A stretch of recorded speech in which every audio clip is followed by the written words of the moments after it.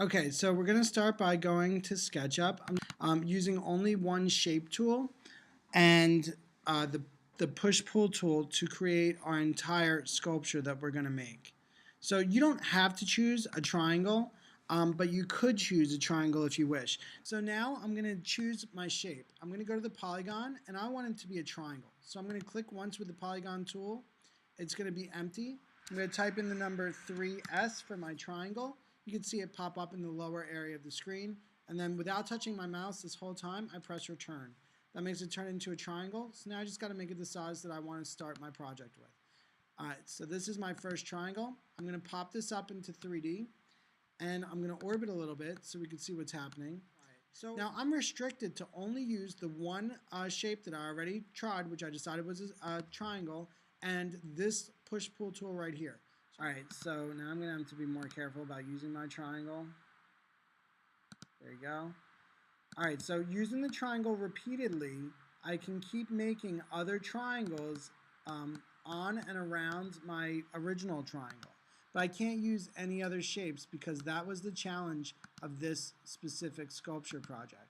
So I'm going to go back to my tool here, and I'm just going to keep making triangles push in and pop out of my sculpture.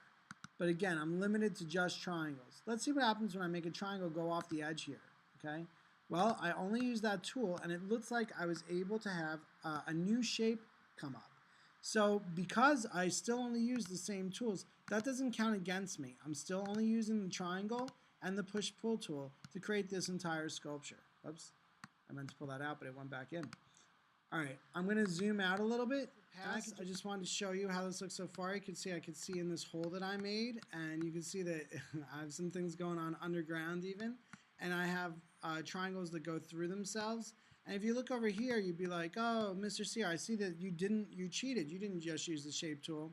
But if I were to orbit a little bit, you would see that what I really did, let me see if I could find the way to show you, is that I used two triangles that overlap. I'll do one now so you can see exactly what I mean.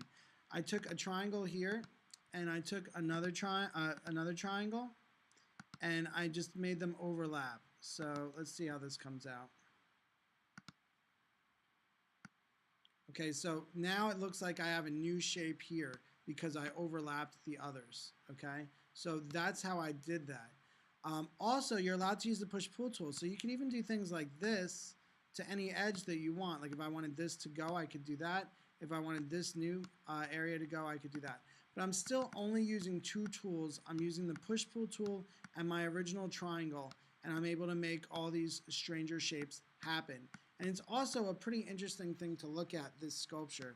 So hopefully this inspires you to do something interesting. All right, so there you go. I think that this is my complete triangle sculpture. It probably has a good 50 triangles on it. I didn't give up too quickly. And I hope you enjoyed this tutorial, and I hope you enjoy these sculpture challenges, and I hope you can make something cool. All right, that's it, boys and girls. Remember, the whole project is just to use the one polygon that you picked, that many sides, or maybe you pick a circle. But you're only using one of these tools and this tool right here for this whole project, and it should take you less than a day to complete. All right, thank you very much. Please leave good feedback if you enjoy this video.